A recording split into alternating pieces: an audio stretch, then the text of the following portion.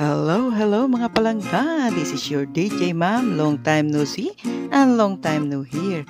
At ngayon po ay aking isa-share sa inyo ang aking version ng macaroni, chicken, and fruit salad with my own version ng cucumber pickled. Ako na mismo po ang gumawa ng ating cucumber pickled. Then, ito po ang ating mga ingredients. Hindi po ako nagpo-promote dito ng mga produkto. Nagkataon lamang na ito ang available sa ating Pinoy store dito sa Korea. Atin pong simulan sa macaroni and fruit salad. Mayroon tayong raisin and nata de coco. And of course, meron tayo dito na cheese. Meron din tayong Nestle cream. At meron tayong condensed milk. Ang ating condensed milk ay isang lata. At ang ating Nestle cream ay 2 pack. Ang ating ginamit dito na nata de coco ay isang can. At ang ating raisin ay isang cup. Yung karaniwan na cup na ating ginagamit, or let's say yung lata ng condensed milk, ganun karami ang ginamit ko dito na raisin. And ang ating cheese ay isang box. Ang ating namang chicken ay gumamit ako ng 1 kilo. So, pwede kayong gumamit ng chicken breast or chicken legs kasi mas malambot yung sa legs. Kaya ang ginamit ko rito, kasi wala akong mabili na pure na chicken breast, gumamit ako ng isang buong chicken. So, pinili ko lang yung mga laman and then saka ko siya hinimay-himay ng maliliit. And then yung ating macaroni ay 1/2 kilo. And of course, meron tayo dito na maliit, I mean 1 drop or 2 drop of lemon, para kasi yung naglalaban yung asim niya and then yung tamis niya, kasi nilagyan ko nga siya ng isang can na condensed milk. And then after that, i-mix natin, tsaka natin i-freeze ng 2 to 3 hours, mas masarap. Pero kung meron kayong pagkakataon, is mas masarap yung the whole night kasi mas manunuot yung kanyang timpla sa loob. Bago ko ito inilagay sa freezer, sa fridge, ay hinayaan ko muna ito sa labas.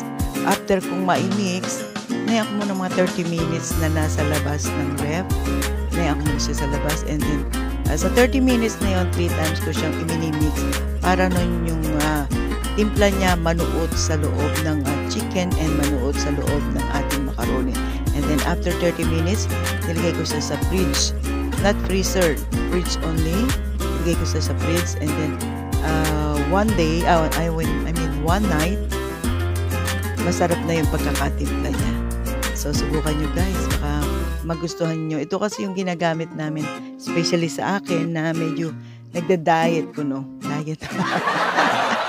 Nagda-diet ng konti, pero ito kasi medyo matamis, mga medyo betis.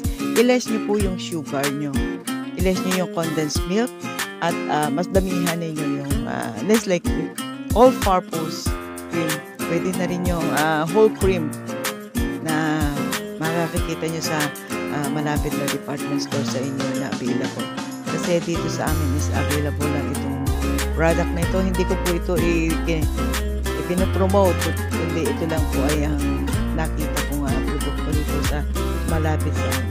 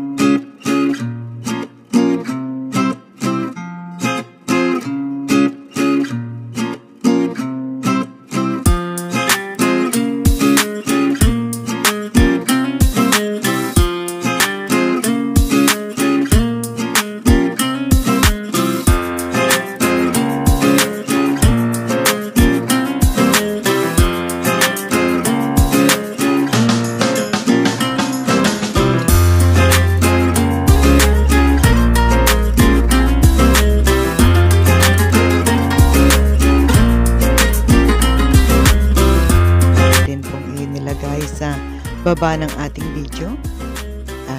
Muli po ulitin ko, half gallon ng fruit cocktail, 2 can ng Nestle cream, 1 bar of cheese, 1 can of nata de coco, 1 cup of raisin, 1 kilo of chicken breast, 2 cup of mayonnaise, and 1 can of condensed milk. Meron tayong hinalo na boiled na carrots. Chop nyo na rin siya ng cube. 1 cup yon. And then 2 drops of calamansi juice or lemon juice. Then saka nyo i-cut yung ating cheese. 1 bar cheese. I-cut nyo ng maliliit para huwag masyadong malalaki, as in butil lang. Ito na po ang ating finished product ng ating chicken macaroni salad. And this is my own version naman ng ating cucumber pickled. Nagawa po ako ng atsara. Sa atin is atsarang papaya. Dito naman sa Korea ay gumawa ako ng atsarang cucumber. And ang ingredients po nito ay pressed cucumber natural and pressed na bawang, ang ating dried raisin, yung ating siling labuyo, suka, vinegar, and brown sugar, and of course water din, kasi hindi naman po pwedeng purong-purong suka. So pinakulo natin ang like as usual yung ginagawa natin sa papaya. Pinapakulo natin yung vinegar, suka yon, at saka asukal, sili, bawang. And then after kulo, then lalagay natin yung tubig, timplahin natin. Then kailangan nag-aagaw siya ng tamis, anghang at asim. Then after boiled nung ating soup, palamigin lang natin siya ng konti, like 40% na warm. Then saka natin ilalagay itong fresh na cucumber. Ang kailangan po natin sa cucumber ay nahugasan na, nakat na, and na-dry na siya. Kailangan nating i-dry. Hindi po pwede yun na kakahugas lang, and then saka natin ilalagay sa ating soup. So kailangan po nahugasan na natin yan. Saka natin ipinatuyo sa hangin. Napatuyo natin ng air fry o na air dry. Ay, ano ba yun? Ano ba nasasabi ko? Air wind, air fry, whatever. Basta po yun ang ating procedure. Press na cucumber, papatuyuin natin after nating mahugasan. Para po yung tik-tik na yung talagang tubig ng ating cucumber bago natin ilalagay sa ating syrup. Yung ating syrup naman is 40% warm. Kailangan warm lang siya, hindi siya sobrang kulong-kulo. Hindi siya sobrang malamig na malamig. And then after that, salansan natin dyan, takpan natin. Ibiling-biling muna natin, then saka natin salansan. Saka natin ibuhos dyan yung natitira pa natin na syrup. Then i-cover lang natin yan. Ilagay natin sa fridge. After 1 night, masarap na siya. And most masarap siya. Kapag tumatagal, lalong sumasarap. Ika nga, yung timpla ng syrup, yung nag-aagaw ng sweet and sour with the chili, and then yung aroma ng ating bawang, nanunuot yun sa loob ng cucumber, kaya masarap. I-try nyo po.